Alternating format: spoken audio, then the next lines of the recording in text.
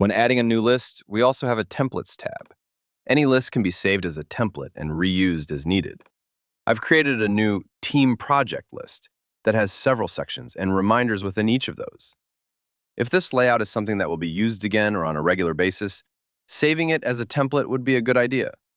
To do so, go to the File menu and Save as Template. We can then edit the name and save. As we work through this project, details could be added or changed to the sections and reminders in the Team Project list. When the project is complete, we could just delete this list or archive it into a folder. When starting a new, similar project, we can just create a new list using the saved template. That adds the list as it looked when it was saved as a template, making it easier to start over with a new project. Next up, we will look at using tags to organize reminders.